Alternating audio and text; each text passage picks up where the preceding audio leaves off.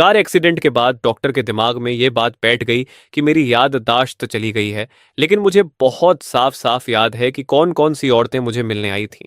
वह देश का एक मशहूर न्यूरोलॉजिस्ट है, फिर भी उसे पूरा यकीन है कि मैंने कोई बहुत ज़रूरी बात भूल रखी है। सच कहूं तो वह अपनी बात को हर हाल में सही साबित करने में माहिर है। अस्पताल में रहते हुए मैं उन सभी लोगों से मिल चुका था जिनसे मुझे मिलना चाहिए था। अगर सच में कोई बहुत ज़रूरी इंसान होता तो वह अब तक मुझसे मिलने क्यों नहीं आया? हाँ, मुझे तो सभी जरूरी लोग याद हैं। फिर यह याददाश्त वाली कहानी क्या है? मेरी छोटी बहन के जाने के बाद अचानक सूट पहने एक औरत अस्पताल के कमरे में आ गई।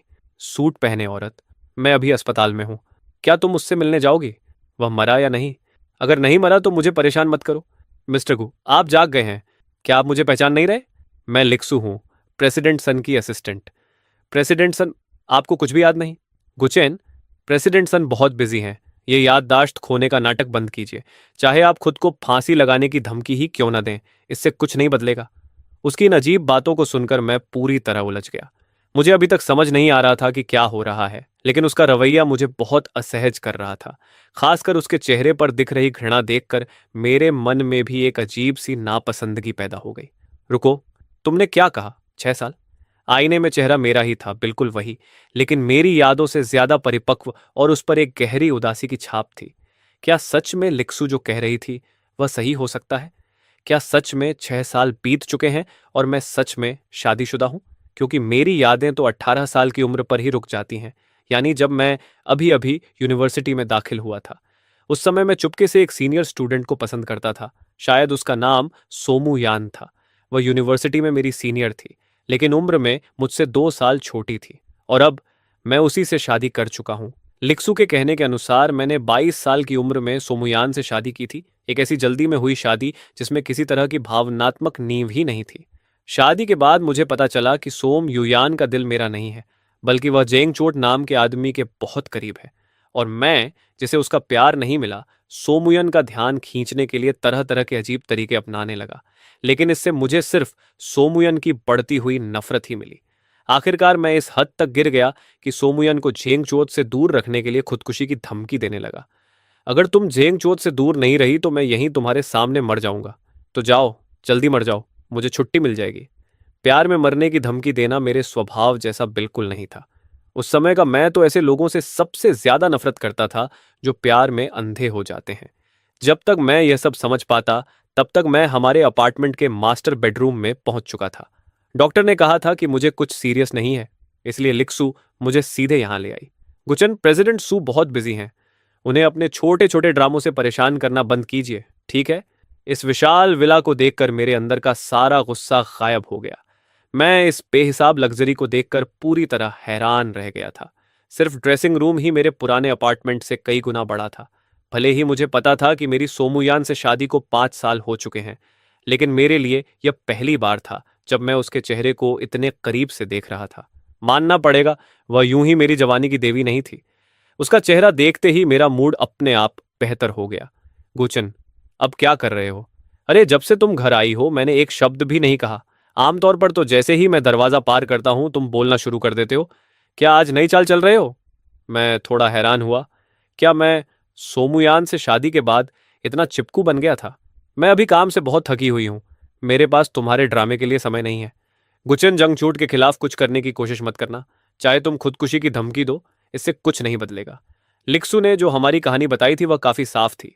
सीधी बात यह थी कि मैं सोम युयान से प्यार करता हूं और सोम युयान जेंग चोत से प्यार करती है, और मैं इस प्रेम कहानी का मजाक बनकर सिर्फ जेंग चोत से झगड़ा करता रहता था, जिससे सोमुयान की नाराजगी और बढ़ती जाती थी।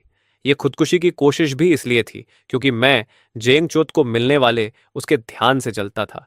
इसलिए मैंने चुपके से उसकी कंपनी पर हमला किया और उनके कलाकारों की रेप्यूटेशन खराब कर दी। इस समय मेरा दिमाग पूरी तरह उलझा हुआ था। आखिर मैंने पिछले कुछ सालों की यादें खो दी थीं। मुझे सच में समझ नहीं आ रहा था कि मैं इतना बदल कैसे गया। 18 साल की उम्र में मैं उन लोगों को सबसे ज्यादा नीचा समझता था जो प्यार में अंधे हो जाते हैं, और अब मैं एक औरत के लिए मरने तक को तैयार हो गया था। तुम क्या कर रहे हो? सोमयुंत, मुझे मत छुओ। शांत रहो, मेरे साथ नखरे मत करो। उसका मुझसे ऐसे बात करना मुझे बिल्कुल पसंद नहीं आया। यहां तक कि उसका वही चेहरा जिसके लिए मैं सालों से दीवाना था, अब अपना आकर्षण खोने लगा था। सोमयंत, मैं तुम्हारा पति हूं, सही, लेकिन अस्पताल से लौटने के बाद तुमने मेरे लिए एक भी अच्छा शब्द नहीं कहा। उल्टा मुझ पर गुस्से से आरोप लगा रही हो। किस हक से? क्योंकि तुमने खुद ही यह सब किया है। उसकी पकड़ कमजोर थी, लेकिन उसने ठीक मेरे घाव पर पकड़ लिया। दर्द से मेरा चेहरा बिगड़ गया, फिर भी मैंने खुद को चिल्लाने से रोक लिया। इस बार जाने देता हूं, लेकिन आगे कभी भी खुदकुशी की धमकी देकर मुझे डराने की कोशिश मत करना। अगली सुबह जब मैं उठा तो सोमन न्यूएंट मेरे पास नहीं थी। मैंने जो पहले कपड़े मिले पहन लिए और नीचे चला गया। नीचे पहुंचते ही मैंने उसे डाइनिंग टेबल पर ब्रेकफास्ट करते देखा। गुड मॉर्निंग मिस्टर गू, आप जाग गए? आइए, ब्रेकफास्ट कर लीजिए। यह सिर्फ ब्रेकफास्ट था, लेकिन उसकी शान देखकर कोई भी दंग रह जाए। आखिर कौन आदमी सुबह उठते ही ऐसा खाना खाता है? यहां तक कि ड्यूरियन भी था। ये यंग मास्टर जैन ने खास तौर पर भिजवाया है। ये उनका फेवरेट फ्रूट है। इसे एयरप्लेन से मंगाया गया है। छोड़ो, मुझे भूख नहीं है, तुम लोग खा लो। गुटेंग, बस भी करो। क्या हुआ? क्या मुझे डूरियन न खाने से तुम्हें समस्या है? तुम सिर्फ इसलिए नहीं खा रहे क्योंकि ये जंगचूत ने भेजा है ना? तुम ये जलन वाला चेहरा कब छोड़ोगे? मैं जंगचूत से जलता हूं? सच कहूं तो मुझे खुद नहीं पता कि 27 साल का मेरा रूप सोमन न्यूयांत के सामने कैसा था। लेकिन चाहे जो हो, हम पति पत्नी हैं। और उसे तो यह तक नहीं पता कि मुझे ड्यूरियन से एलर्जी है। मैडम, यंग मास्टर जीन आ गए हैं। यान, क्या मैं आपको परेशान कर रहा हूं? बस एक नज़र डालते ही मुझे समझ आ गया कि वह जेंग जुओत था। मैं सोमुयान का पति हूं मिस्टर गू, लेकिन घर का नौकर मुझे सिर्फ मिस्टर गू कहकर बुलाता है, जबकि उसे यंग मास्टर जान कहकर बुलाता है। यंग मास्टर जान, आप आ गए। इसमें कोई हैरानी नहीं कि 27 साल वाला मेरा रूप जंगचोट से इतना चिढ़ता था। मैं और सोमुयान एक बिल्कुल सही पति पत्नी है, लेकिन फिर भी मैं उस साफ दिखने वाली पसंद का मुकाबला कभी नहीं कर पाया जो वह दूसरे आदमी के लिए दिखाती है। मिस्टर गू, मैंने सुना है कि आपने कल अपनी नस काट ली थी। अब आप ठीक हैं? हुम्फ, मुझे तुम्हारी दया की जरूरत नहीं। यान, अगर मैं चला जाऊं तो शायद बेहतर होगा। लगता है मिस्टर गू मुझे देखकर खुश नहीं है। मुझे नहीं पता कि 27 साल वाला मैं उनके सामने कैसा बर्ताव करता था, लेकिन आज का 18 साल वाला मैं सोमुयान को बिल्कुल पसंद नहीं करता। इसलिए मुझे अपनी नाराजगी दबाने या चुप रहने की कोई जरूरत नहीं है। तुम्हें पता था और फिर भी यहां आ गए। सच में तुम बहुत परेशान करने वाले हो। कुटिंग, बस करो, तमाशा मत करो। वह तुरंत जांग झुओट का बचाव करने लगी। उसे देखकर मेरे मन में जो छवि थी वह फिर टूट गई। शुरू में जब मुझे पता चला कि मैं उस लड़की से शादी कर चुका हूं जिसे मैं कभी देवी की तरह पसंद करता था, तो थोड़ा उत्साहित हुआ था। लेकिन अब यह सब देखकर लग रहा था कि सोमुयन इतनी खास भी नहीं है। युयन, मैं खास तुम्हें अपनी सेलिब्रेशन पार्टी में बुलाने आया हूं। गुडशेंग, उम्मीद है तुम मना नहीं करोगे। सच कहूं तो मैं जाना नहीं चाहता था, लेकिन जेंग चुओत की आंखों में छिपी हुई तिरस्कार और चुनौती देखकर अचानक मेरे अंदर बेवकूफी भरा मन हुआ कि मैं हाँ कह दूं। ठीक है, आखिर मैं युयान का पति हूं, मुझे उसके साथ जाना ही चाहिए। उन्हें देखते ही समझ आ गया कि 27 साल वाला मैं आखिर क्यों टूट गया होगा। हर दिन लोगों की फुसफुसाहटें सुनते रहना किसी को भी पागल कर सकता है। उस समय मैं सच में सोमुयन से बहुत प्यार करता रहा होऊंगा, तभी तो उस रोज रोज के अपमान में उसने जीने से ही हार मान ली होगी। देखो उसे, कोने में अकेला खड़ा है, लेकिन उसे क्या फर्क पड़ता है। जब तक वह यान के साथ रह सके, वह तो घुटनों के बल भी बैठ जाएगा। मैं मरा नहीं हूं, फिर मैं उसके सामने क्यों झुकूं? बस करो तुम दोनों। वे लोग खुलकर मेरा मजाक उड़ा रहे थे। न केवल सोमुयन ने मेरी मदद नहीं की, बल्कि वह भी हमें एक साथ डांटने लगी। साफ था कि मैं यहां स्वागत के लायक नहीं था। लगता है मैं यहां स्वागत के लायक नहीं हूं। मैं अब आपको परेशान नहीं करूंगा। अलविदा। मैंने साफ देखा कि उसने मेरी तरफ पीठ कर ली। क्या जेंग चोत ने सच में उसे इतना गुस्से में ला दिया? उन लोगों की तीखी आवाजें मुझे बेहद परेशान कर रही थीं, इसलिए मैं दिमाग शांत करने के लिए स्विमिंग पूल की तरफ चला गया। लेकिन थोड़ी ही देर बाद जेंग चोत भी वहां आ गया। मिस्टर गू, सच में आप मुझे प्रभावित करते हैं। आखिर तुम चाहते क्या हो? मैं तुमसे बहुत नफरत करता हूं। तुम्हें डर नहीं लगता कि मैं तुम्हें यहां से धक्का दे दूं? मुझे तो डर यह है कि तुम ऐसा करने की हिम्मत नहीं करोगे, क्योंकि सब जानते हैं कि युयान मुझे जरूर बचाएगी। बिल्कुल। गुचेन, क्या तुम मेरे साथ एक शर्त लगाओगे? अगर तुम दोनों सच में एक दूसरे से प्यार करते हो तो फिर उसे तलाक क्यों नहीं दे देते? क्या किसी शादी को तोड़कर तीसरा आदमी बनना ही तुम्हें खुश करेगा? वह सिर्फ इसलिए तलाक नहीं दे रही क्योंकि उसे तुम पर तरस आता है। मेरे प्यारे पति, आखिरी बार पूछता हूं, क्या तुम शर्त लगाओगे? मैं नहीं लगाऊंगा। तुम जीत गए। सब जानते हैं कि मुझे तैरना नहीं आता, और खुदकुशी जैसी बेवकूफी मैं दूसरी बार नहीं करूंगा। अचानक किसी ने मुझे धक्का दे दिया और मैं पानी में गिर गया। मुझे कुछ महसूस नहीं हो रहा था। चारों तरफ सिर्फ पानी था। मैंने पूरी ताकत से ऊपर आने की कोशिश की, लेकिन जैसे ही मेरी नज़र धुंधली होने लगी, मैंने देखा कि कोई किनारे से कूदा और दूसरी दिशा में तैर गया। वह मेरी पत्नी सोमुयान थी। मैं और जेंग चुओत दोनों एक साथ पानी में गिरे थे, लेकिन वह पूरी तेजी से उसकी तरफ तैर गई। उस पल दिल में तेज दर्द उठा। शायद वह 27 साल वाले मेरे आखिरी बची हुई भावना का दर्द था। थोड़ी देर बाद हम दोनों को पानी से बाहर निकाला गया। फर्क बस इतना था कि जेंग चुओत को सोमुयन ने बचाया था और मुझे एक अनजान लड़की ने। लेकिन सच कहूं तो वह लड़की बहुत खूबसूरत थी, बिल्कुल मेरे पसंद की। गुचिन, तुम ठीक हो? सोमुयन मेरी मदद करने आई, लेकिन मैंने उसका हाथ झटके से हटा दिया। वहां अचानक गहरा सन्नाटा छा गया, इतना कि लोगों की सांसों की आवाज भी सुनाई देने लगी। सोमुयन जैसी अमीर और खूबसूरत लड़की को शायद ही कभी किसी ने इस तरह धक्का दिया होगा। सोमुयन, चलो तलाक ले लेते हैं। मुझे कुछ नहीं चाहिए। अभी जो मैंने किया उसे अपने एक्स हस्बैंड की आखिरी कीमत समझ लो। सोमुयन कुछ देर तक चुप खड़ी रही, फिर अचानक मेरी तरफ बढ़ी। मैं पहले ही कह चुका हूं कि इसे हमारा अलग होने का फैसला समझो। उम्मीद है तुम इतनी भी छोटी बात पर अपनी इज्जत नहीं खोओगी। सोमुयन ने कुछ नहीं कहा। उसने बस मेरा हाथ कसकर पकड़ लिया, जैसे मुझे अपने साथ ले जाना चाहती हो। तभी अचानक किसी पतले हाथ ने मेरा हाथ पकड़ लिया। यान, वह अभी अभी डूबने वाला था, उसके साथ इतना सख्त मत बनो। यह वही लड़की थी जिसने मुझे पानी से बचाया था। वह भी पूरी तरह भीगी हुई थी और उसके अंदर एक अलग ही आकर्षण था।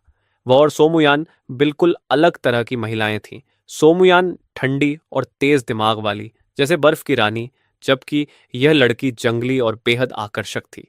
एक पल के लिए मैं पूरी तरह खो गया। YZXAN, वह मेरा पति है। तुम्हें मुझे सलाह देने का क्या हक है?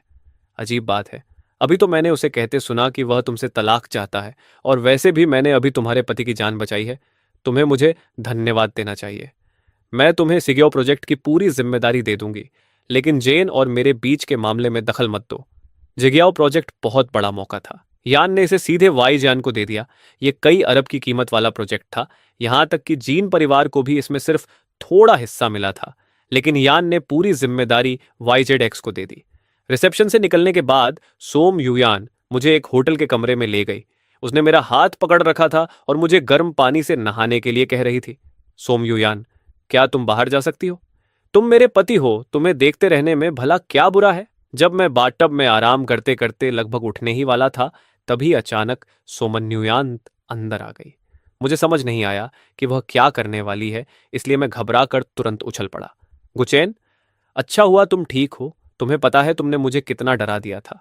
बस कीजिए मिसेस सू, थोड़ा तो अपनी इज्जत का ख्याल रखिए। साफ साफ वाय ध्यान ने मुझे बचाया था। सोमन्युयांत को ऐसी बातें कहने का क्या हक है? मैं कभी नहीं भूलूंगा वह पल जब झेंग चुओत और मैं एक साथ पानी में गिरे थे और वह उसकी तरफ भागी थी। भले ही मैंने पिछले 5 सालों की यादें खो दी हों, लेकिन उस पल मेरे दिल में अपने आप दर्द उठा। शायद वह 27 साल वाले मेरे आखिरी जज्बात थे जो लड़ रहे थे। वह जानती थी कि मुझे तैरना नहीं आता, फिर भी उसने पहले जेंग चुओ को बचाया। अगर यक्सांतन नहीं होती तो मैं शायद मर ही गया होता। इतनी कम समय में 2 बार मौत के करीब जाना, जिस लड़की के लिए मैं इतने सालों से दिल में लगाव रखता था, अब वह मुझे बिल्कुल भी महसूस नहीं होती। इसके लिए मैं ही जिम्मेदार हूं। मैं वादा करती हूं कि ऐसा दोबारा नहीं होगा, ठीक है? कोई फर्क नहीं पड़ता। तलाक के बाद तुम जिसे चाहो बचाना, मुझे कोई मतलब नहीं। मुझे पता है तुम गुस्से में हो, लेकिन बात वैसी नहीं है जैसी तुम सोच रहे हो। और जहां तक तलाक की बात है, मैं राजी नहीं हूं। तुम्हारे राजी ना होने से क्या फर्क पड़ता है सोमनुयांत? मैं कह रहा हूं कि यह तलाक होगा, बस होगा। सोमनुयांत थोड़ी परेशान दिख रही थी, लेकिन उसे पता था कि मुझे गुस्सा होने का पूरा हक है, इसलिए उसने मुझसे बहस नहीं की। कमरे में आने के बाद उसने मुझे फिर से कसकर पकड़ लिया और छोड़ने को तैयार नहीं हुई। थोड़ा सो जाओ, सुबह इस बारे में बात करेंगे। ठीक है सोमनुयंत, मुझे छोड़ो। मुझे मजबूर मत करो कि मैं ताकत इस्तेमाल करूं। मुझे नहीं पता कि 27 साल वाला मैं कितना दयनीय था, लेकिन इतना सब होने के बाद भी वह सोचती है कि वह मुझे मना लेगी। अगर तुम्हें नींद नहीं आ रही तो कुछ और कर लेते हैं। नहीं, क्या मैंने तुम्हें चोट पहुंचा दी? उस पल उसकी आंखों में घबराहट देखकर मुझे एक पल को लगा कि शायद उसे सच में मेरी परवाह है, लेकिन मैंने तुरंत उस भ्रम को दिमाग से निकाल दिया। जो औरत यह तक नहीं सोचती कि मैं जिंदा रहूंगा या मर जाऊंगा, वह मेरी चोटों की परवाह कैसे करेगी? कहां दर्द हो रहा है, जल्दी बताओ। अचानक सोमन लुयन ने मेरे कसकर बंद हाथ को देखकर हैरानी से देखा। उसे हमेशा लगता था कि मैं नाटक कर रहा हूं, उसने कभी नहीं सोचा था कि यह सच भी हो सकता है। गुचन, तो ये सब सच था? अब खुश हो? तुम्हें यह सब करने की इजाजत किसने दी? क्या तुम्हें अब भी मेरी परवाह है? अभी कुछ देर पहले तुम मुझे डूबते हुए देख रही थी और कुछ नहीं किया। मेरी बात सुनकर उसके चेहरे पर चोट जैसा भाव आया। मैंने उसकी काली आंखों की पुतलियां हल्की सिकुड़ती हुई देखी। अभी मत हिलो, मैं डॉक्टर को बुलाती हूँ। थोड़ी देर बाद जेंगचुओ डॉक्टर के साथ आ गया। उसने पूछा, गुचेन, तुम ठीक हो? डॉक्टर ने कहा, उसे कुछ नहीं हुआ, तुम घर जाकर आराम करो, यहां तुम्हारी जरूरत नहीं है। चेंगचुओत बोला, लेकिन मुझे बुरा लग रहा है। आखिर मेरी वजह से ही तुम लगभग मिस्टर चिन को डूबने दे रहे थे। हूफ, क्या शानदार अभिनय है। तुम अपना रोल बहुत अच्छे से निभाते हो। अफसोस, उस समय मैंने रिकॉर्ड नहीं किया। नहीं तो अगर सोमन युयान सुन लेती कि तुमने मुझे अभी क्या कहा तो पता नहीं वह क्या सोचती। गुचेन, चुप रहो। अच्छा, आराम करो। अगर समय मिला तो मैं कल फिर मिलने आऊंगा। चले जाओ। और अगर हो सके तो तलाक के कागज भी साथ ले आना। अगर तुम नहीं बनवाओगे तो मैं वकील से बनवा लूंगा। तुम्हारी दौलत इतनी बड़ी है कि अगर तुम खुद करोगे तो झंझट कम होगा और तुम्हें यह भी नहीं लगेगा कि मुझे तुम्हारी संपत्ति चाहिए।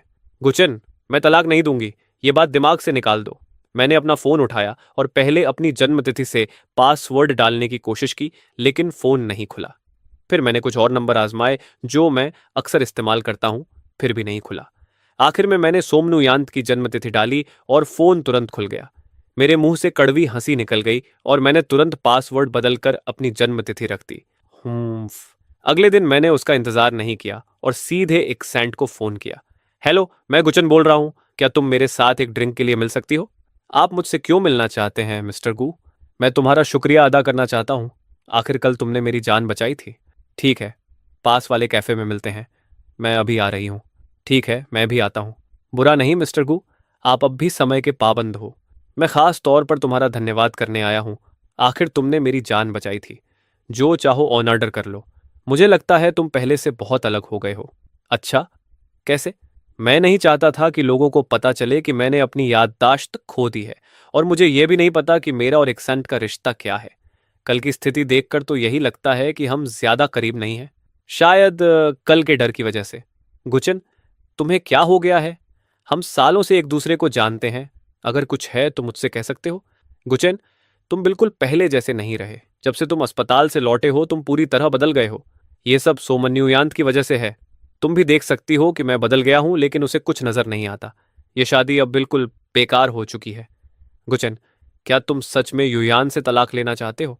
कल जो हुआ उसके बाद क्या तुम्हें नहीं लगता कि यह तलाक के लिए काफी वजह है? पहले तुम उसके लिए पागल थे। मुझे कभी नहीं लगा था कि तुम सच में तलाक की बात करोगे। जब तुम और सोमू यान शादी कर रहे थे तब तुम हर समय उसके साथ ही रहते थे। वह जहां जाती तुम वहीं होते। कोई भी औरत उसके पास आती तो तुम्हें बर्दाश्त नहीं होता था, और जेंग चुओत की तो बात ही अलग है। क्या मैं सच में इतना पागल था मिस वाय? इतना भी मत बढ़ा चढ़ाकर कहो, लेकिन हाँ, तुम बहुत ज्यादा अधिकार जताने वाले थे और तुम्हारे अंदर आत्मविश्वास भी बहुत कम था। फिर भी भले ही युयान तुम्हें तुच्छ समझती दिखती थी, उसने कभी सच में तुम्हें छोड़ने का फैसला नहीं किया। शादी के बाद तुमने अपने सारे पुराने दोस्तों से मिलना छोड़ दिया, खासकर लड़कियों से। आखिर हम यूनिवर्सिटी के दोस्त थे। हमने बहुत कुछ साथ झेला था। भले ही मेरा इजहार मोहब्बत सफल नहीं हुआ, लेकिन हमारी दोस्ती तो बची थी। और तुमने अचानक सब रिश्ते तोड़ दिए। अगर ऐसा है तो इसका मतलब तुम मुझे बहुत अच्छी तरह जानती हो। उसे मुझे इतने विस्तार से बताते सुनकर मेरी आंखें चमक उठीं। मैंने अपनी याददाश्त खो दी है और मुझे मौजूदा हालात की ठीक से समझ नहीं है, लेकिन उसके साथ बात करना शायद सब समझने का सबसे आसान तरीका होगा। मैं नहीं चाहता कि सोमन युयान को पता चले कि मैंने अपनी याददाश्त खो दी है, वरना चीजें बहुत जटिल हो जाएंगी।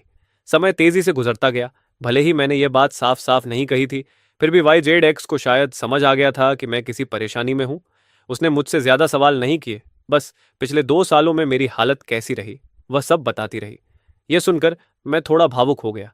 मैं यकीन ही नहीं कर पा रहा था कि 27 साल की उम्र में मैं किसी से इतना प्यार कर सकता था। तभी किसी ने कहा, अरे ये तो गुचैन है, वह वाईजान के साथ क्या कर रहा है? मुझे याद है मैंने तुमसे कहा था कि मुझे पसंद नहीं कि तुम उसके इतने करीब रहो। मैंने जवाब दिया, हम तलाक लेने वाले हैं, इसलिए मैं क्या करता हूं ये तुमसे बिल्कुल भी जुड़ा नहीं है। कल तुमने मेरे पति को बचाया था और उसके लिए मैं तुम्हें प्रोजेक्ट 11 दे चुकी हूं। यह तुम्हारा धन्यवाद है, इसलिए तुम्हें उससे अकेले मिलने की जरूरत नहीं।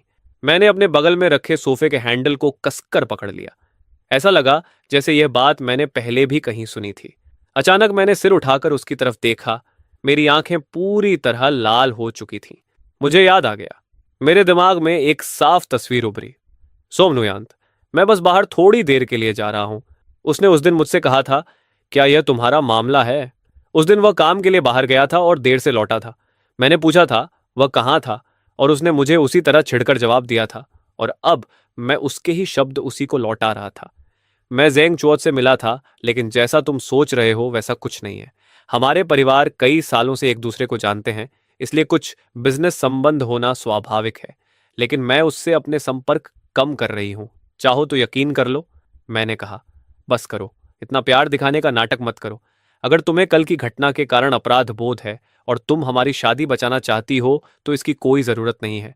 अगर सच में पछतावा है तो तलाक के कागज़ पर साइन कर दो, और जब साइन करो तो थोड़ा ज्यादा पैसे देना, वही ज्यादा असली माफी होगी। उस दिन के बाद सोमनुयान और मैं फिर से बुरी तरह अलग हो गए। मैं सच में समझ नहीं पा रहा था कि जब वह जेंग चुओत से प्यार करती है और मुझे सहन भी नहीं कर पाती, तब भी वह तलाक क्यों नहीं चाहती। क्या तलाक वही नहीं है जो उसे चाहिए? तभी YZ ने पूछा, गुचेन, इसका क्या मतलब है? तुम बिना बताए यहाँ शिफ्ट हो गए। मैंने कहा, हम तलाक लेने वाले हैं, इसलिए एक साथ रहना ठीक नहीं। जल्दी से तलाक के कागज तैयार करो। मैं अभी अपना सामान खोल ही रहा था कि दरवाजे पर दस्तक हुई। मुझे लगा कोई डिलीवरी होगी, इसलिए मैंने जल्दी से दरवाजा खोल दिया। लेकिन सामने सोमनुयांत खड़ी थी और मुश्किल से अपना गुस्सा रोक रही थी। मैंने हैरानी से पूछा, तुम यहाँ क्या कर रही हो? रुको, तुम्हें कैसे पता चला कि मैं यहाँ रहता हूँ? सोमन्युएंट तेज कदमों से अंदर आई, कमरे को देखा और तुरंत गुस्से में फट पड़ी। गुचन, क्या तुम सच में ऐसे छोटे और घटिया घर में रहना पसंद करोगे, सिर्फ इसलिए कि मुझसे झगड़ा जारी रख सको? मैंने शांत होकर कहा, सोमनियंत, क्या तुम्हें लगता है कि मैं नाटक कर रहा हूं? मैं सच में तलाक चाहता हूं। क्या यही तुम नहीं चाहती थी? वह मुझे ऐसे देखने लगी जैसे मैं दुनिया का सबसे बेवकूफ इंसान हूं। उसने नरमी से कहा, अच्छा, अब नाराज होना बंद करो, घर चलो। मैं वादा करती हूं कि ऐसा दोबारा नहीं होगा। मैंने सिर हिलाया, कोई जरूरत नहीं, बस तलाक का समझौता तैयार करो। उसने कहा, क्या तुम सच में मुझसे इतना नाराज हो? मैंने जवाब दिया, मैं पहले ही कह चुका हूं, मैं मजाक नहीं कर रहा। फिर उसने चारों तरफ देखा और बोली, क्या तुम सच में ऐसे अंधेरे और गीले घर में अकेले रहोगे? जब से तुम्हारी याददाश्त गई है, तुम मेरे बिना सो भी नहीं पाते। लेकिन मुझे हमेशा लगता था कि सोमन्युयांत और मैं एक ऐसा जोड़ा है जो एक दूसरे से नफरत करता है। फिर ऐसा क्यों लग रहा था कि उसके व्यवहार से हम दोनों एक पागल जोड़े की तरह हैं जो बस लड़ते रहते हैं? मैंने दृढ़ता से कहा, सोमनुयांत, मैंने फैसला कर लिया है, मैं तलाक चाहता हूं। मैं ऐसे एक दिन भी और नहीं जी सकता। उसे दरवाजे से बाहर भेजने के बाद मैंने अपना नया घर जमाना शुरू कर दिया। ऑफिस में मैं लगभग सब काम पकड़ चुका था, लेकिन अभी भी मुझे बहुत कुछ सीखना था, इसलिए मुझे खुद को अपडेट करने के लिए बहुत समय देना पड़ रहा था। एक शाम काम से लौटकर मैंने अपना फोन खोला ही था कि जेम्स चुओ की पोस्ट की हुई एक फोटो सामने आ गई। फोटो में वह और सोमन्युयांत साथ थे, और नीचे एक अजीब सा कैप्शन था, अगर हमारी राहें सिर्फ यूं ही नहीं टकराई होती तो क्या तुम्हारे पास खड़ा आदमी मैं नहीं होता? मैं हंस पड़ा। साफ था कि वह इशारा कर रहा था कि सोमन्युएंट और मेरे बीच प्यार नहीं है, और एक दिन वह मुझसे तलाक लेकर उसके पास आ जाएगी। मैंने उस पोस्ट को लाइक किया और नीचे 1.99 लिखकर कमेंट किया, फिर तुरंत उसे डिलीट कर दिया। उसी समय मैंने सोमन्युयांत का नंबर ढूंढा और उसे ब्लॉक कर दिया। थोड़ी देर बाद उसने पूछा, तुमने मुझे ब्लॉक कर दिया? मैंने कहा, माफ करना, मुझे तुम्हें सीधे ब्लॉक नहीं करना चाहिए था। मैं भूल गया था कि अभी हमारा तलाक हुआ नहीं है। क्या तुम तलाक के कागज साइन कराने आई हो? अच्छा ही है, मुझे एक दिन की छुट्टी लेनी होगी ताकि यह सब जल्दी खत्म हो सके। उसने तुरंत कहा, गुचन, अभी के अभी मुझे अपने कॉन्टैक्ट्स में वापस जोड़ो। मैंने हंसते हुए कहा, नहीं। वह बोली, चलिए, मैं माफी मांगती हूँ, प्लीज मुझे वापस जोड़ लो। मैंने कहा, ठीक है, लेकिन मुझे तुम्हारा नंबर ही याद नहीं। वह चौंक गई, तुम्हें मेरा नंबर याद नहीं? तुम्हें क्या हो गया है? पहले तो तुम्हें यह नंबर जुबानी याद रहता था। मैं थोड़ा घबरा गया, लेकिन फिर बोला, तो क्या हुआ अगर भूल गया? हम तलाक लेने वाले हैं, क्या मुझे तुम्हारा नंबर हमेशा याद रखना चाहिए? वह मुझे घूरते हुए बोली, गुचन, आखिर तुम्हें क्या हो गया है? जब से तुम उस सुइसाइड वाली घटना के बाद अस्पताल से जागे हो, तुम बिल्कुल बदल गए हो। मैंने शांत होकर कहा, यह तो सामान्य है, इतनी बड़ी घटना के बाद इंसान बदल ही जाता है। क्या तुम्हें उम्मीद थी कि मैं पहले की तरह तुम्हारे पीछे पीछे छोटे कुत्ते की तरह घूमता रहूंगा? सोमनुयान ने मुझे ध्यान से देखा और उसकी आंखों में हल्की धमकी की चमक दिखाई दी। उसने मेरी बातों को पूरी तरह अनदेखा करते हुए अचानक मेरा फोन छीन लिया और उसे खोलने की कोशिश की, लेकिन पासवर्ड गलत निकला। उसने हैरानी से पूछा, तुमने पासवर्ड बदल दिया? मैंने कहा, हाँ तो? उसने कहा, पहले तुम्हारा पासवर्ड मेरा जन्मदिन था। मैंने कहा, सोम्युयान, मेरा फोन वापस दो, मुझे काम पर जाना है। वह बोली, आज छुट्टी ले लो, अगर चाहो तो मैं तुम्हारे लिए पूरी कंपनी खरीद सकती हूँ। यान ने कई और पासवर्ड डालने की कोशिश की, हमारी शादी की तारीख, लेकिन वह भी गलत निकला। उसने होंठ भींचे और फिर मेरे जन्मदिन को पासवर्ड की तरह डालने की कोशिश की। इस बार पासवर्ड सही था। सोमुयन ने मुझे एक गहरी नजर से देखा, कुछ नहीं कहा और तुरंत पासवर्ड बदलकर हमारी शादी की सालगिरह की तारीख रख दी। मैंने झट से फोन उसके हाथ से छीन लिया और उसे खोलने की कोशिश की, लेकिन वह खुल ही नहीं रहा था। सोमुयान, किस हक से तुमने मेरा पासवर्ड बदल दिया? उसने शांत स्वर में कहा, पासवर्ड हमारी शादी की सालगिरह की तारीख है, अगर चाहो तो बदल लेना। यह सुनते ही मैं कुछ पल के लिए जड़ हो गया। शादी की सालगिरह? मैंने अपनी याददाश्त खो दी है। उसके बारे में मेरी सारी यादें बस कई साल पहले के एक सीक्रेट क्रश तक ही सीमित हैं। अब जब मुझे उसका असली और नफरत भरा स्वभाव दिख चुका है, तो उसका खूबसूरत चेहरा, उसका आकर्षक शरीर और उसकी अपार दौलत भी मुझे बिल्कुल प्रभावित नहीं करती। मैं क्यों ऐसे बेकार के विवरण याद रखने की कोशिश करूंगा? उसने अचानक पूछा, तुम्हारी याददाश्त तो चली गई है ना? तुम बस भूल गए हो। ऐसा नहीं कि तुम मुझसे प्यार नहीं करते। जब तुम्हें सब याद आ जाएगा तब तुम तलाक नहीं चाहोगे। उसकी यह बात सुनकर मेरे अंदर घिन और डर दोनों पैदा हो गए। अगर मेरी याददाश्त सच में वापस आ गई तो क्या मैं फिर से वही दयनीय 27 साल वाला गुचैन बन जाऊंगा? वह रूप बहुत ही बेकार और कमजोर था, इसलिए बेहतर है कि मुझे कभी कुछ याद ही ना आए। तभी उसने पूछा, गुचैन, तुम कब से यहां हो? रुको, तुम्हें मेरे कमरे की चाबी कैसे मिली? मैंने शांत होकर कहा, मैंने मकान मालिक से संपर्क किया और यह अपार्टमेंट खरीद लिया। अब चाबी मुझे दो, मैं कल यहां शिफ्ट हो जाऊंगा। उसने जवाब दिया, तुमने चाहे जो भी भूल गया हो, मैंने कुछ नहीं भुलाया। मैंने तुरंत कहा, किसने कहा कि मैंने सब भूल गया? मैं तलाक इसलिए चाहता हूं क्योंकि अब मैं तुमसे प्यार नहीं करता। मुझे कितनी बार यह बात दोहरानी पड़ेगी? मेरी बात पूरी भी नहीं हुई थी कि सोमुयन ने पीछे से मुझे कसकर पकड़ लिया। उसने धीरे से कहा, ऐसी बातें मत कहो। तुमने अपनी याददाश्त खो दी है, इसलिए मैं तुमसे नाराज नहीं हूं। जब तुम्हें सब याद आ जाएगा तब हम हिसाब करेंगे। मैंने झुंझलाकर कहा, सोमुयान, क्या तुम अब रुक सकती हो? तुम मुझसे बिल्कुल प्यार नहीं करती, तुम मेरे साथ इतनी बुरी हो, फिर मैं तुम्हारे साथ क्यों रहूं? उसने जवाब दिया, तो क्या हुआ अगर तुमने याददाश्त खो दी है? तुम पहले भी हमेशा मुझसे दूर जाना चाहते थे, हम बस हर समय झगड़ते रहते थे। फिर उसने समझाते हुए कहा, गुचिन, मैंने तुम्हें पहले भी सब बताया है। उस दिन जो हुआ वह जानबूझकर नहीं था। चांगचोट और मेरे बीच वैसा कुछ नहीं है जैसा तुम सोचते हो। सन परिवार और जैन परिवार कई सालों से दोस्त हैं। जब हम छोटे थे तब हमारे परिवारों ने हमारी सगाई तय कर दी थी, लेकिन मैंने कभी उससे प्यार नहीं किया। हमारी शादी के बाद मेरे दादा को उसके परिवार के प्रति कर्ज महसूस हुआ, इसलिए उन्होंने मुझसे कहा कि मैं उसकी थोड़ी मदद करूं। इसके अलावा हमारा कोई और रिश्ता नहीं है। मैं हंस पड़ा। क्या कोई इस कहानी पर यकीन करेगा? तुम्हारे लिए उसकी जान मेरी जान से ज्यादा कीमती है। वह कुछ देर चुप रही और फिर बोली, तुम अभी भी उसी बात से नाराज हो? उस समय मुझे नहीं पता था कि तुम अपनी याददाश्त खो चुके हो। मुझे तुरंत सब समझा देना चाहिए था। मुझे उसकी कोई सफाई सुनने की इच्छा नहीं थी, लेकिन सोमुयन ने मुझे जाने नहीं दिया और बोलती रही, उस दिन मैंने सुना कि कोई पानी में गिर गया है। मेरा पहला ख्याल यही था कि तुम ठीक हो या नहीं। सबने कहा कि वह जेंगचोत है, इसलिए मैं उसे बचाने के लिए कूद गई। मुझे बिल्कुल उम्मीद नहीं थी कि तुम भी पानी में गिर गए थे। कुछ ही वाक्यों में उसने पूरी जिम्मेदारी खुद से हटा दी। जब उसने देखा कि मैं उसकी बातों पर बिल्कुल विश्वास नहीं कर रहा, तो वह काफी देर तक चुप रही। मैंने ठंडे स्वर में कहा, तुम्हारी बात पर मैं क्यों विश्वास करूं? सबने देखा कि तुम बिना एक पल सोचे सीधे उसकी तरफ भागी थी। तुम उसे बचाने गई थी, मुझसे उसका कोई संबंध नहीं था। जब वाइशॉन ने मुझे पानी से बाहर निकाला तब भी तुम मेरे साथ बेहद ठंडी थी। सोमुयन, क्या मैं इतना बेवकूफ दिखता हूं? अगर सच में तुम मेरे भले के बारे में सोचती हो तो मुझे जाने दो। उसने दृढ़ता से कहा, मैं सब कुछ स्वीकार कर सकती हूं, लेकिन तलाक नहीं। जब तुम्हें सब याद आ जाएगा तब हम तलाक की बात करेंगे। मैंने सिर हिलाया। यह बेकार है सोमुयान। अगर किस्मत ने मुझे यह सब भुला दिया है तो शायद मुझे इसे याद रखने की जरूरत ही नहीं। सच कहूं तो मैं याद करना ही नहीं चाहता। मैं फिर से वह 27 साल वाला इंसान नहीं बनना चाहता। सोमयान के पास कोई जवाब नहीं बचा था, इसलिए फिलहाल उसने मुझे शांत करने की कोशिश की। कुछ दिन बाद जब मेरी जिंदगी थोड़ी सामान्य होने लगी, तभी जेम्स च्यूओ मुझसे मिलने आया। उसने कहा, डू शेंग, हमें बात करनी है। मैं तमाशा नहीं चाहता था, इसलिए उसे कंपनी के पास वाले कैफे में ले गया। जेम्स च्यू बहुत थका हुआ और दुखी लग रहा था। उसकी आंखों के नीचे गहरे काले घेरे थे। उसने सीधे कहा, तुम्हें खुद पर बड़ा गर्व होना चाहिए। युयान ने हमारे परिवार के साथ साझेदारी अचानक खत्म कर दी है।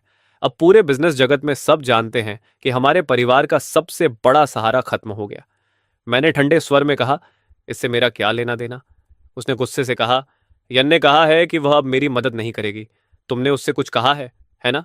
मैंने निराश होकर कहा, मैंने सोचा था तुम सच में माफी मांगने आए हो, लेकिन तुम तो सिर्फ अपने फायदे के बारे में सोच रहे हो। अब हमारे बीच कहने के लिए कुछ नहीं बचा। मैं मुड़कर जाने लगा, तभी पीछे से जेम्स च्यू चिल्लाया, तुम जैसे गांव से आए आदमी को क्या हक है कि तुम उससे शादी करो? आखिर तुम में ऐसा क्या है जो मुझ में नहीं? मेरे कदम वहीं रुक गए। मुझे लगा जैसे मैंने ये बात पहले भी सुनी है। ये मेरी शादी के कुछ ही समय बाद की बात थी। उसके सारे दोस्त मेरा मजाक उड़ाते थे।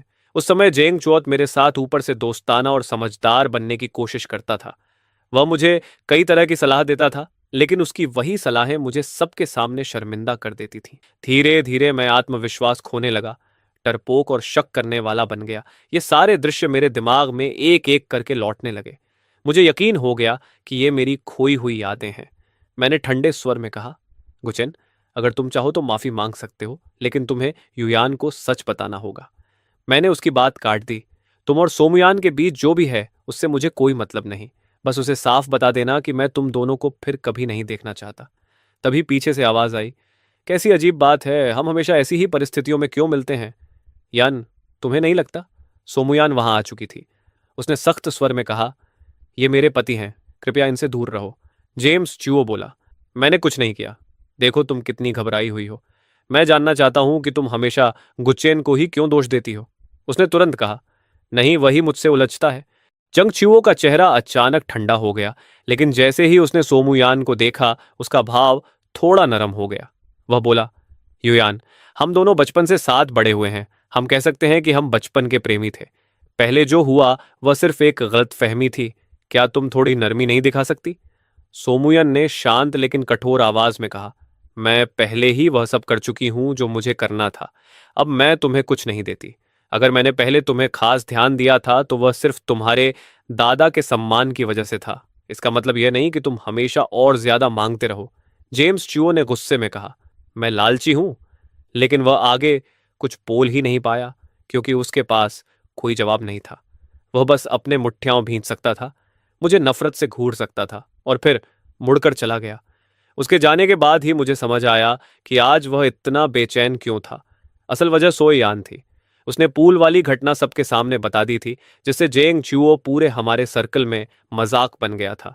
ये सोचते ही वे टूटी फूटी यादें फिर से मेरी आंखों के सामने उभरने लगीं और मेरे सिर में तेज दर्द होने लगा। तुम ठीक नहीं लग रहे, चलो मैं तुम्हें अस्पताल ले चलती हूँ। मैंने कहा, मैं कहीं नहीं जाऊंगा। तुम बस अपने प्यारे जेंगचुओत का ध्यान रखो। जब तक वह मुझे परेशान करने नहीं आता, मुझे और कुछ नहीं चाहिए। बाकी बातें तुम्हारे काम की नहीं। उसने कहा, फिक्र मत करो, मैं उसे दोबारा ऐसा मौका नहीं दूंगी। मैं वही गलती फिर नहीं करूंगी। मैंने ठंडे स्वर में कहा, तुम चाहे गलती न दोहराने का फैसला कर लो, लेकिन हर गलती माफ नहीं होती। तभी वाई ज़ियान बोली, मैंने तुम्हें पहले ही वेस्ट स्पर्ब वाला प्रोजेक्ट दे दिया है, ज्यादा मत मांगो। आखिर उसकी जान मैंने बचाई थी। उसे बचाने वाली मैं ही थी। उसे बचपन से तैरना नहीं आता। अगर उस दिन मैं बीच में नहीं आती तो आज तुम्हारा पति जिंदा नहीं होता। क्या तुम उसी औरत से ऐसे बात करती हो जिसने उसकी जान बचाई? यह सुनते ही सोमन न्यूयांत की आंखें अचानक बेहद ठंडी हो गईं और उनमें एक खतरनाक चमक उभर आई। उसने पूछा, तुम्हें कैसे पता कि उसे तैरना नहीं आता? वाईजान बोली, वैसे भी तुम दोनों तलाक लेने वाले हो, इसलिए अब मुझे छिपाने की जरूरत नहीं। सच तो यह है कि गुचैन और मैं बहुत पहले से एक दूसरे को जानते हैं। मैंने उससे अपने दिल की बात भी कही थी, लेकिन बाद में वह तुमसे प्यार करने लगा। गुचैन, अगर तुम्हें लगता है कि तुमसे गलती हुई है तो मैं तुम्हें एक दूसरा मौका दे सकती हूँ। यह सुनते ही सोमन युयांत तुरंत उसकी तरफ झपटी और दोनों औरतें आपस में बुरी तरह लड़ने लगीं। मैंने सोमन युयांत को पहले कभी इतना भावुक या गुस्से में नहीं देखा था। वह आमतौर पर बहुत ठंडी रहती थी। मैंने औरतों को लड़ते हुए भी कभी नहीं देखा था, इसलिए मैंने उन्हें रोकने की कोशिश नहीं की। मैं मुड़कर सीधे कंपनी वापस चला गया, लेकिन मुझे उम्मीद नहीं थी कि सोमन युयांत मुझसे भी तेज होगी। जब मैं ऑफिस बिल्डिंग के नीचे पहुंचा तो सन यूयन पहले से ही वहां खड़ी थी। उसके चेहरे पर हल्की उदासी थी, लेकिन मुझे देखते ही उसकी आंखें चमक उठीं। उसने कहा, चिंता मत करो, मुझे सच में चोट नहीं लगी। मैंने तुरंत कहा, किसने कहा कि मैं तुम्हारी चिंता कर रहा हूं? गलतफहमी मत पालो। उसने कहा, मैं शाम को तुम्हें लेने आऊंगी। मैंने झुंझलाकर कहा, मैंने कहा था कि मैं तुमसे तलाक चाहता हूं। इस बात में कौन सा शब्द तुम्हें समझ नहीं आता? उसने शांत होकर कहा, अभी तुम्हें याददाश्त नहीं है, इसलिए तुम मेरे लिए अपने असली जज्बात भूल गए हो। जब तुम्हें सब याद आ जाएगा, सब ठीक हो जाएगा। मैंने कहा, और मैं अपनी याददाश्त वापस क्यों पाना चाहूंगा? सिर्फ इसलिए कि तुम कहती हो कि तुम्हारा और जंगचोट का कुछ नहीं था, या इसलिए कि अगर मुझे सब याद आ गया तो मैं फिर पहले जैसा बेबस और कमजोर बन जाऊंगा? उसने धीरे से कहा, मैं ऐसा नहीं सोचती। उसे देखकर अचानक मुझे एक अजीब सी बेबसी महसूस हुई। मैंने कहा, सोमयुयान, शादी के बारे में मेरी हमेशा एक कल्पना थी। मैं सोचता था कि मैं किसी दयालु और अच्छी औरत से शादी करूंगा, लेकिन मैंने कभी नहीं सोचा था कि मेरी पत्नी ऐसी होगी। और मान लो कि सच में तुम्हारा और जेंगचो का कुछ नहीं है, तब भी तुमने एक पत्नी के तौर पर अपने फर्ज कभी पूरे नहीं किए। इसलिए इस शादी को जारी रखने की मेरे पास कोई वजह नहीं है। चलो तलाक लेते हैं। मैंने जो कुछ भी दिल में था एक ही सांस में कह दिया, और वह सब दिल से निकला था। उस पल मुझे लगा जैसे सोमुयान की आंखों में कुछ टूट गया हो। मैं बिना उसकी तरफ देखे मुड़ गया। उस दिन के बाद मैंने सोमुयान के बारे में कोई खबर सुनने से इनकार कर दिया। इस दुनिया में लोग हमेशा ताकतवर की चापलूसी करते हैं और कमजोर को दबाते हैं। जब उन्हें हमारी हालत का पता चला तो वे मुझसे तरह तरह की बातें निकालने की कोशिश करने लगे। कुछ लोग मेरा पक्ष लेने का नाटक करने लगे, लेकिन मैंने सबको अनदेखा किया और अपने काम में लग गया, उस दिन का इंतजार करते हुए जब सोमुयान आखिरकार तलाक के लिए मान जाएगी। शाम को काम खत्म होने का समय हुआ तो मैं थोड़ा खिंचकर उठा। मैंने सोचा कि वाई जियान को डिनर पर बुलाकर उसका ठीक से धन्यवाद करूं, लेकिन जैसे ही मैं कंपनी के बड़े गेट से बाहर निकलने वाला था, मैंने बाहर एक काली लग्जरी कार खड़ी देखी। आसपास मेरे सहकर्मी धीरे धीरे फुसफुसा रहे थे और मुझे अजीब नजरों से देख रहे थे। मैंने मन ही मन गाली दी और बिना इधर उधर देखे आगे बढ़ गया। सन यूयन तुरंत मेरे पास आ गई। गुचेंग, तुम आ गए? मैंने कहा, क्या तुम तलाक के कागज लेकर आई हो? उसने सवाल का जवाब नहीं दिया और जेब से कार की चाबी निकाल ली। देखो, तुम्हें पसंद है? ये नया हमर मॉडल है। मैंने तुरंत कहा, मुझे पसंद नहीं। मैंने ऐसा कहा जरूर, लेकिन सच ये था कि चाबी देखते ही अंदर कहीं हल्की सी प्रतिक्रिया हुई। सोमुयान ने मुझे जबरदस्ती कार में बैठाया और रात होने तक ड्राइव करती रही। जब मुझे ठीक से होश आया तो मैं एक रेस्टोरेंट में बैठा था।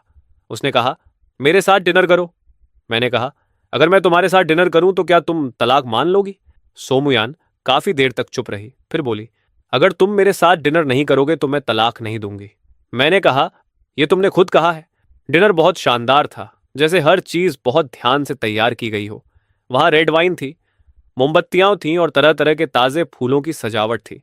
खाने की सजावट भी बहुत रोमांटिक थी। मैं बिना किसी भावना के जल्दी जल्दी खाना खाता रहा।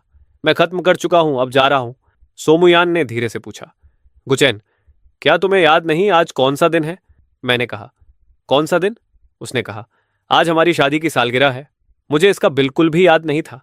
मैंने बहुत कोशिश की, लेकिन मुझे याद नहीं आया कि हम पहले इसे कैसे मनाते थे। मैंने कहा, अच्छा है, इसे हमारा आखिरी डिनर समझ लेते हैं। मैं समझ सकता था कि वह चीजों को ठीक करना चाहती है, लेकिन सच में मुझे नहीं लगता था कि इस शादी में बचाने जैसा कुछ है। माफी जैसा कुछ बुदबुदाकर मैं बाथरूम की तरफ चला गया। आईने में खुद को देखते हुए मैंने खुद से कहा कि अब पीछे नहीं हटना। जब मैं शांत होकर वापस लौटने वाला था, तभी मैंने सोन युयान को अपनी तरफ आते देखा। उसने कहा, चाहे जो हो, प्लीज मुझे याद करने की कोशिश करो। मैंने झुंझलाकर कहा, सोमुयान, मुझे छोड़ो। वह सिर्फ इसलिए इतनी जिद कर रही थी क्योंकि मुझे एमनेशिया है। उसे लगता है कि अगर मुझे सब याद आ गया तो मैं तलाक नहीं ले पाऊंगा। मैंने ठंडे स्वर में कहा, यह बेकार है। मैं खुद को जानता हूं। चाहे अभी मेरी याददाश्त गई हो और इसलिए मैं तुमसे प्यार न करता हूं, लेकिन मुझे यकीन है कि अगर मुझे सब याद भी आ गया तो भी मैं तलाक ही लूंगा। उसने धीरे से कहा, तुम मुझसे बहुत प्यार करते हो। हम दोनों एक दूसरे से बहुत प्यार करते हैं। तुम बस भूल गए हो, बस इतना ही। गुचेन, तुम ठीक हो? मैं ठीक हूं, मुझे मत छू। तभी सिर के पीछे उठे दर्द ने मेरी आंखों के सामने एक के बाद एक तस्वीरें दौड़ा दी।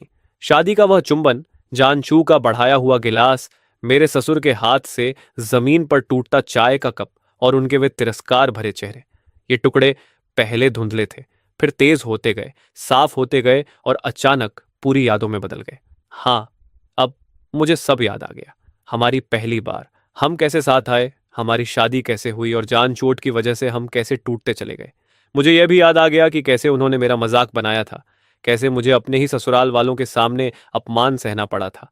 वह सारी पीड़ा एक ही पल में वापस लौट आई। उन सबको याद करते ही मेरा दिल इतना दुखा कि जैसे सुन्न पड़ गया हो। अब समझ आया कि मैं सब क्यों भूलना चाहता था, क्यों मुझे कुछ भी याद नहीं था। तो यही वजह थी, ये यादें इतनी दर्दनाक थीं। क्या हुआ गुचेन? मैंने उसे घूरते हुए कहा। सोमुयंत, तुम मुझे गिन दिलाती हो। मैंने उसकी आंखों में देखते हुए अपनी छाती पकड़ी और वहीं जमीन पर बेहोश होकर गिर पड़ा। जब होश आया तो मैं अस्पताल के बिस्तर पर लेटा था। वही डॉक्टर था जो पिछली बार था। वह मेरी पुतलियां देख रहा था। सोमुयन बिस्तर के किनारे बैठी थी। उसके हाथ कसकर जकड़े हुए थे। मुझे जागते ही उसने तुरंत डॉक्टर को बुलाया। डॉक्टर, यह जाग गया है। डॉक्टर ने पूछा। अब कैसा महसूस कर रहे हैं? उसने कहा, कोई गंभीर बात नहीं, ये बस एक भावनात्मक झटके का असर है। इसके दिमाग में छोटा सा हेमेटोमा था, लेकिन उस झटके से वह भी खत्म हो गया। अब सब ठीक है, बस आराम कीजिए। सोमुयन ने घबराकर पूछा, तुम्हें चोट कब लगी? तुमने मुझे बताया क्यों नहीं? मैंने ठंडे स्वर में कहा। इसका कोई मतलब नहीं सोमनुयंत, चलो तलाक लेते हैं। उसने कहा। मैंने कहा था, अभी तुम्हें कुछ याद नहीं है, थोड़ा इंतजार करो। मैंने बीच में ही कहा, मुझे सब याद आ गया है, सब कुछ, और फिर भी मैं तलाक चाहता हूं। यह सुनकर सोमन्युयांत की आंखें कांपने लगीं, जैसे उसे यकीन ही न हो। मैंने उसे कभी इतना दुखी नहीं देखा था, लेकिन मुझे पता था कि मेरा फैसला सही है। मैंने धीरे से कहा, मैं बहुत थक चुका हूं, तुम्हारे साथ रहना मेरे लिए यातना है। सोमनुयांत, चलो तलाक लेते हैं। तलाक शब्द मैं उससे अनगिनत बार कह चुका था। हर बार वह जोरदार प्रतिक्रिया देती थी, लेकिन कभी भी वह इतनी टूटती हुई नहीं लगी थी। मैंने धीरे से कहा, सोमनियंत, हम शांति से अलग हो जाएं। अस्पताल से निकलने के बाद लंबे समय तक मैं उससे नहीं मिला। मैं उससे साफ साफ कह चुका था, शायद वह समझ गई होगी। धीरे धीरे मेरी जिंदगी फिर से शांत होने लगी और काम भी सामान्य हो गया। लेकिन एक चीज मुझे परेशान करती रही। जैसे ही वो इज्यान को पता चला कि मेरी याददाश्त वापस आ गई है, वह मुझसे बार बार मिलने लगी। उसने कहा, तो सच में तुम्हारी याददाश्त चली गई थी? मुझे थोड़ा शक था, लेकिन लगा नहीं था कि यह सच होगा। जब तुम तलाक ले लोगे, क्या तुम मेरे साथ कोशिश करना चाहोगे? मैंने हंसकर कहा, अरे रुको, अभी मेरा तलाक हुआ ही नहीं है, कागज भी नहीं बने हैं। तुम तो पहले ही मुझे छीनने आ गई। सच ये था कि मैं सोमनुयांत के लिए ऐसा नहीं कह रहा था, बल्कि इसलिए कि मैं इतनी जल्दी किसी और रिश्ते में नहीं पड़ना चाहता था। और सच तो यह भी था कि भले ही वाई जियान कभी मेरी प्रेमिका नहीं रही, लेकिन वह सोमन्युयांत और मेरे बीच तब आ गई थी जब हमारा रिश्ता अभी खत्म नहीं हुआ था। मैं उसका शुक्रगुजार था कि उसने उस दिन मेरी जान बचाई थी, लेकिन बस उतना ही। उसने मुस्कुराकर कहा, मैं तो बस अपनी किस्मत आजमा रही थी। गुचिन, मैं तो बहुत पहले ही तुम्हें भूल चुकी हूं, बस तुम्हें इतना दुखी देखकर मुझे थोड़ा दुख होता था। मैंने कहा, धन्यवाद। मैंने उसे गले लगाया और उसी समय दूर से सोमूयान को हमारी तरफ आते देखा। मेरे भीतर चिढ़ उठी। मैं जाने ही वाला था कि अचानक सोमूयान बगल में झुककर उल्टी जैसा महसूस करने लगी। वाइजयान बोली, क्या हमें साथ देखकर तुम्हें इतनी घिनाई की उल्टी आ गई? सोमूयान ने सिर हिलाया। नहीं, बस मेरी तबीयत ठीक नहीं है। तभी वाइजयान अचानक बोली, रुको, कहीं तुम। मेरे दिमाग में झटका लगा। क्या वह गर्भवती है? मेरे सिर में दर्द तेज हो गया। मैंने कहा था कि मुझे बच्चा नहीं चाहिए, और तुमने भी कहा था कि तुम्हें नहीं चाहिए। अगर सच में वह गर्भवती हुई तो भी वह बच्चे को नहीं रखेगी, शायद। मैंने ठंडे स्वर में कहा, तलाक के अलावा मैं तुम्हें कहीं नहीं देखना चाहता। कार, विला, शेयर, मेरे पास जो भी है सब तुम्हें दे दूंगा। सोमुयन ने जिद से कहा, तुम चाहे जितना चिल्लाओ या ड्रामा करो, मैं तलाक नहीं दूंगी। मैं सड़क पर तमाशा नहीं चाहता था, इसलिए मैंने उसका हाथ पकड़ा और उसे कार में बैठा दिया। मैंने कहा, सोम्युयंत, तुम्हें ऐसा करने की जरूरत नहीं है। हम दोनों बस एक दूसरे के लिए सही नहीं हैं। आज हम यहां पहुंचे हैं तो इसमें हम दोनों की गलती है। सच कहूं तो मुझ में कोई खास बात नहीं है। मुझे खुद भी मैं पसंद नहीं हूं। उसने तुरंत कहा, मैंने कभी नहीं कहा कि मैं तुमसे प्यार नहीं करती। हाँ, मैं नाराज रहती हूं, लेकिन मैंने कभी तलाक के बारे में नहीं सोचा। मैं सोचती थी कि चाहे हम कितना भी झगड़ें, हम पूरी जिंदगी साथ रहेंगे, लेकिन अब मैं वह जिंदगी नहीं चाहता। मैंने गहरी सांस लेकर कहा, जान छुओ तो बस वह चिंगारी था जिसने हमारे बीच की आग को भड़का दिया। सच ये है कि हम दोनों अलग दुनिया के लोग हैं। मैं तुम पर भरोसा नहीं कर सकता और तुम मेरे लिए बिना शर्त कोई समझौता नहीं कर सकती। सोमुयान, जिद मत करो। बिल्डिंग के नीचे खड़े होकर मैंने उसे दूर जाते देखा और लंबी सांस ली। आज मेरी छुट्टी है। मैं अभी अभी अस्पताल से दिमाग का स्कैन करवा कर लौट रहा था। रिपोर्ट हाथ में लेकर घर जा रहा था कि अचानक सड़क पर मुझे एक आदमी दिखा जिसे देखे बहुत समय हो गया था। उसने पूछा, गुचेन, तुम्हारे हाथ में क्या है? मैंने ठंडे स्वर में कहा, तुम्हें उससे क्या? मैं सतर्क हो गया था क्योंकि आज जानशुआ बिल्कुल पागल जैसा लग रहा था। उसने कहा, तुम्हें पता है एक्सू को लगता है कि वह तुम्हारे बच्चे से गर्भवती है? मैंने गुस्से में कहा, तुम्हें क्या हक है यह सब कहने का? मैं और यूयान बचपन से साथ बड़े हुए हैं, हम बचपन के दोस्त हैं। तुम तो बाद में आए, तुमने उसे मुझसे छीन लिया।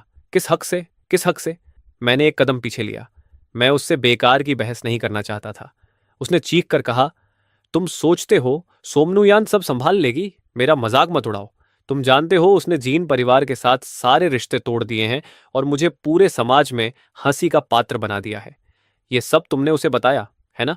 तुमने कहा कि मैंने जानबूझकर तुम्हारे रास्ते में रुकावटें डाली, कि वही कांच वाला कमरा मैंने चुना था ताकि तुम्हें वहां फंसा सकूं। ये सब तुमने किया और अब डरते हो कि सच सामने आ जाएगा। मुझे पहले से पता था कि यह तुम ही थे। सोमन युयान, बस करो। तभी मैंने एक बेबस चीख सुनी। उम्मीद की हुई दर्द कभी आया ही नहीं। जब मैंने आंखें दोबारा खोलीं तो देखा कि सोमयुंत मेरे सामने आकर खड़ी हो गई थी। उसके पेट से बहुत खून बह रहा था और उसका चेहरा बिल्कुल पीला पड़ चुका था। ये पक्का कर लेने के बाद कि मैं ठीक हूं तो उसने धीरे धीरे अपनी आंखें बंद कर ली। मैंने घबरा कर कहा, सोम युयान, अब और मत बोलो। मैं तुम्हें मरने की इजाजत नहीं देता। सुन रही हो? अगर इस बार मेरी किस्मत खराब हुई तो तुम विधवा बनकर अपनी नई जिंदगी शुरू कर सकती हो। तलाक लेने की जरूरत नहीं पड़ेगी। कम से कम हम हमेशा पति पत्नी ही रहेंगे। मैंने तुरंत कहा, ऐसी बेवकूफी भरी बातें मत करो। तभी डॉक्टर ने कहा, कृपया बाहर इंतजार कीजिए। मैं घबराहट में चिल्लाया, यूनिंग? शायद पहली बार मैं इतना घबरा गया था। मुझे सच में डर लग रहा था कि कहीं उसे कुछ हो न जाए। जिन भावनाओं को मैं समझता था कि बहुत पहले खत्म हो चुकी हैं, वे अचानक वापस उमड़ आईं। उसी पल मुझे एहसास हुआ कि मेरे दिल में उसके लिए भावनाएं कभी खत्म ही नहीं हुई थीं, बस दबा दी गई थीं। मैं फिर से चोट नहीं खाना चाहता था, इसलिए उसे भूलने की कोशिश कर रहा था। ऑपरेशन थिएटर की लाल बत्ती लगातार जलती रही और मैं बाहर कुर्सी पर बैठकर इंतजार करता रहा। उस समय मेरे आसपास की कोई भी चीज मायने नहीं रखती थी। तभी अचानक सोमयुंत की माँ भागती हुई आई। उन्होंने घबराकर पूछा, मैडम सू, अब उसकी हालत कैसी है? मैंने कहा, माफ कीजिए आंटी, अभी सही स्थिति पता नहीं है। वह आईसीयू में है। यह सुनकर सोम परिवार की मां ने ऊपर देखा और लगभग बेहोश होते होते बची। फिर उन्होंने खुद को संभाला और मुझसे कहा, यहीं रुको। मुझे लगा वह मुझे डांटेंगी, लेकिन उन्होंने कुछ नहीं कहा। थोड़ी देर बाद मैंने देखा कि वह जानचूओं को बालों से पकड़कर घसीटते हुए मेरी तरफ फेंक रही थी। वह चिल्लाई, यही है जिसने ये सब किया, है ना? फिर गुस्से में बोली, हरामी, अगर मेरे बच्चे को कुछ हुआ तो मैं तुम्हें कभी माफ नहीं करूंगी। जानचूआ बोला, माडाम, ये सब गुचिन की गलती है। अगर उसकी वजह से ये सब न होता तो यूयान कभी घायल नहीं होती। वह और भी गुस्से में बोली, तुम सोचते हो मैं तुम्हें ऐसे ही जाने दूंगी? गुचेन मेरा दामाद है। अगर तुम उसे नुकसान पहुंचाओगे तो मैं तुम्हें भी नहीं छोड़ूंगी। मैं हैरान रह गया क्योंकि मैं हमेशा सोचता था कि वह मुझे पसंद नहीं करती। जानचुआ बोला, मडाम, पहले तो आप मुझे बहुत पसंद करती थी। उन्होंने ठंडे स्वर में कहा, क्योंकि पहले मैं अंधी थी। तुमने जो कुछ किया है मुझे सब पता है। तुम्हारे दादा के सम्मान में हमने कुछ नहीं कहा, लेकिन मुझे उम्मीद नहीं थी कि तुम और भी नीचे गिर जाओगे। अगर युयान को कुछ हुआ तो तुम्हें जिंदगी में एक पल की भी शांति नहीं मिलेगी। अगर उसे जरा भी नुकसान हुआ तो मैं पूरे जान परिवार को उसके साथ दफना दूंगी। उनकी बातें मैं लगभग सुन ही नहीं रहा था। मेरी नजर सिर्फ ऑपरेशन थिएटर के दरवाजे पर थी और मैं बस यही दुआ कर रहा था कि सोमुयान बच जाए। अचानक ऑपरेशन थिएटर की लाइट बंद हो गई और मेरी आंखों में उम्मीद चमक उठी। डॉक्टर बाहर आए और हम दोनों एक साथ उनके पास दौड़े। डॉक्टर ने कहा, घाव सिल दिया गया है, बाकी अब सब कुछ उसकी जीने की इच्छा पर निर्भर करेगा। सोम युयान को वीआईपी कमरे में निगरानी के लिए भेज दिया गया। उसकी माँ और मैं दोनों साथ अंदर गए। उनकी आंखें लाल थीं।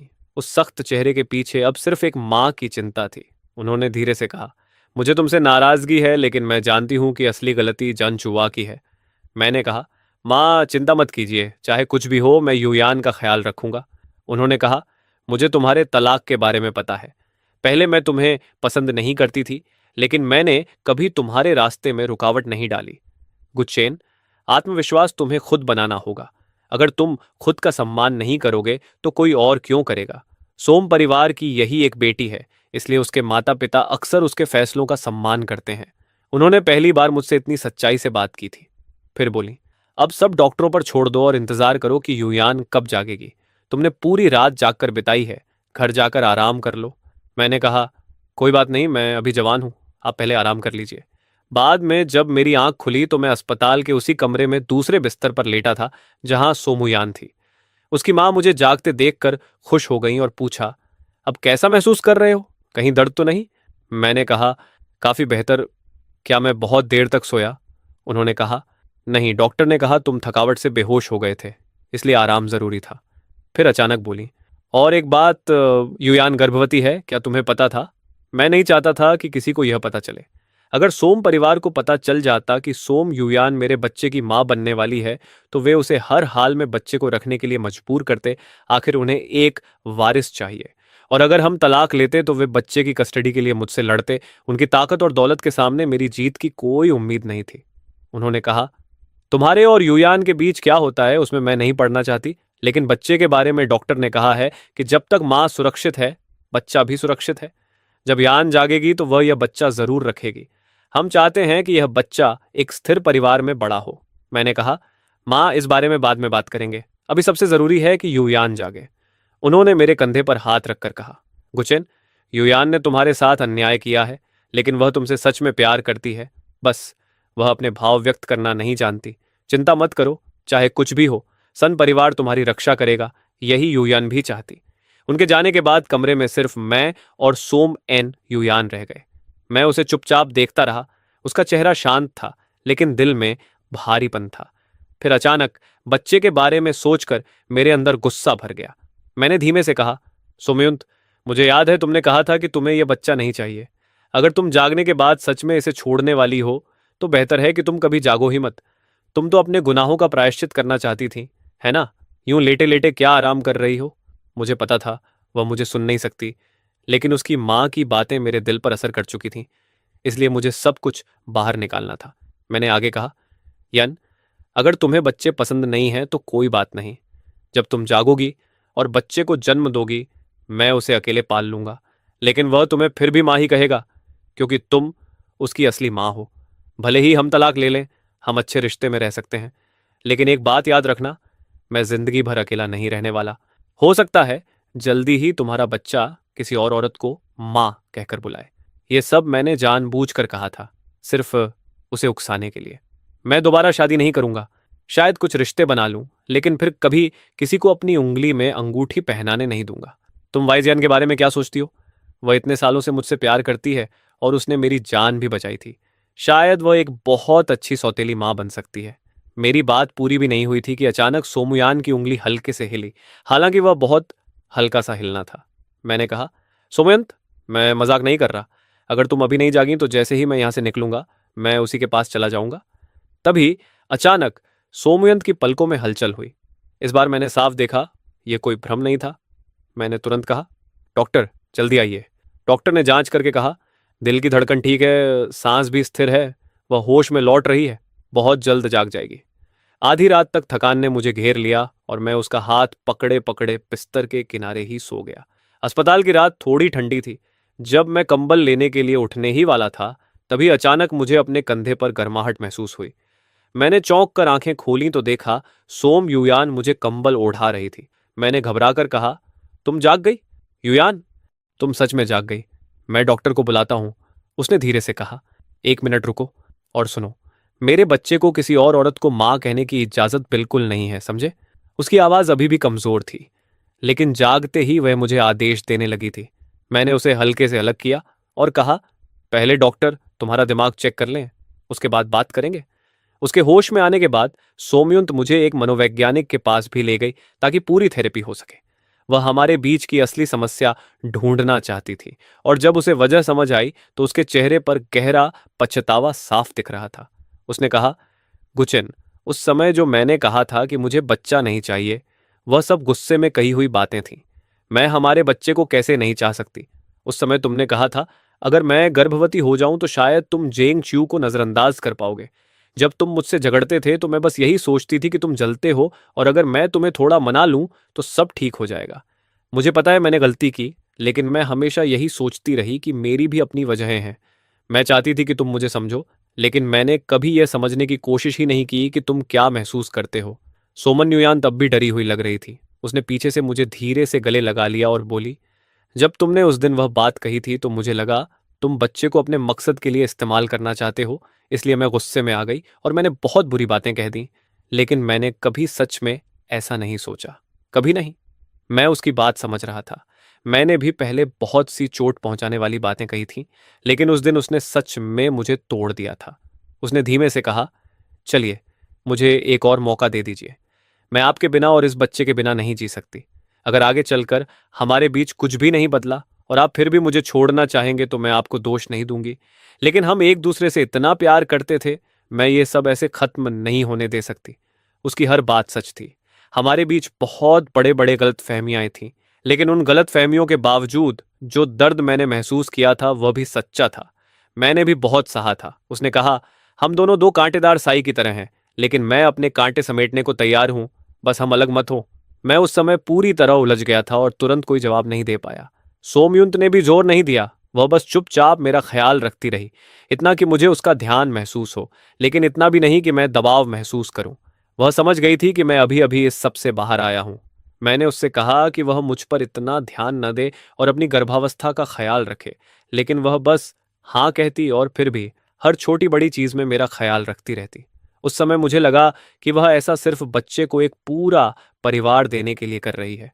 लेकिन बाद में मुझे पता चला कि हमारे इस विवाह में सिर्फ मैं ही चालाक नहीं था, वह भी उतनी ही सोच समझ कर चलती थी। शादी के बाद मैं हमेशा असुरक्षित महसूस करता था और उसी वजह से मैंने बहुत सी ऐसी हरकतें की जो उसे पसंद नहीं थी। इस बार मैंने उससे साफ कह दिया, सोमयंत, हमारा रिश्ता बहुत असंतुलित था। हम साथ सिर्फ इसलिए आए क्योंकि उस रात हम दोनों नशे में थे। उस समय मैं मानसिक रूप से चीजों को ठीक से संभाल नहीं पाया, इसलिए अगर मैंने तलाक मांगा तो वह सिर्फ तुम्हारी गलती नहीं थी, मेरी भी उतनी ही जिम्मेदारी है। उसने तुरंत कहा, गुच्छन, मैंने कभी किसी दूसरे आदमी के बारे में सोचा तक नहीं। मैं तुम्हें बहुत समय से पसंद करती थी, बस मुझे सही समय नहीं मिला तुम्हें बताने का। तुम सोचते हो कि उस रात सब एक हादसा था, लेकिन सोचो, मैं चाहे कितनी भी नशे में होती, किसी ऐसे आदमी को अपने पास रहने ही नहीं देती जो मुझे पसंद ना हो। मैं चौंक गया और पूछा, क्या मतलब? उस रात तुम नशे में नहीं थी? उसने हल्की मुस्कान के साथ कहा, नशे में तो तुम थे, इतने कि किसी को पहचान भी नहीं पा रहे थे। मैं बस थोड़ा सा नशे में थी, लेकिन मुझे सब याद था। सच कहूं तो उस रात फायदा मैंने ही उठाया था। यह सुनते ही मेरे दिल का बोझ जैसे अचानक हल्का हो गया। मैंने कहा, सोमयंत, अगर ऐसा था तो तुमने पहले क्यों नहीं बताया? मैं तो हमेशा सोचता रहा कि मैंने तुम्हारा फायदा उठाया था। उसने धीरे से कहा, उस समय मैं सिर्फ 20 साल की थी। मुझे डर था कि तुम मुझे ठुकरा दोगे, इसलिए मैंने ऐसा तरीका चुना, लेकिन अब मैं वैसी नहीं हूं। मैंने हंसते हुए कहा, अगर तुमने पहले बता दिया होता तो मेरा हीन भावना वाला कॉम्प्लेक्स कभी इतना बड़ा नहीं बनता और मैं इतनी बेवकूफियां भी नहीं करता। उसने भी सिर झुकाकर कहा, मैं भी उतनी ही बेवकूफ थी। मैं तुमसे प्यार करती थी, लेकिन हमेशा ऐसा दिखाती रही जैसे मुझे कोई फर्क नहीं पड़ता, सिर्फ इसलिए कि तुम मेरे पीछे घूमते रहो। मुझे पता था कि तुम्हें जेंग चुओत बिल्कुल पसंद नहीं, फिर भी मैं जानबूझकर उसे बढ़ा चढ़ाकर दिखाती रही। अगर तुमने अपनी याददाश्त नहीं खोई होती तो शायद मुझे कभी एहसास ही नहीं होता कि मैं कितनी गलत थी। उस दिन हम दोनों ने घंटों बात की और अपने अतीत की सारी उलझनें एक एक करके सुलझाईं। पता ही नहीं चला कब कई महीने गुजर गए। अब उसका पेट गोल हो चुका था। मैंने पीछे से उसे गले लगाया। अचानक उसने सिर उठाया और अपने होंठ मेरे होंठों पर रख दिए। मैंने कुछ नहीं कहा, बस उस पल को महसूस करता रहा। पता नहीं कितना समय बीत गया, फिर धीरे धीरे उसने खुद को अलग कर लिया। मेरे गाल थोड़ा गर्म हो गए थे और तभी मैंने उसे अपने कान के पास धीमी आवाज में मुझसे विनती करते हुए सुना, चाहे जो हो, हम तलाक न लें, ठीक है? ये सुनते ही मैं अचानक हंस पड़ा।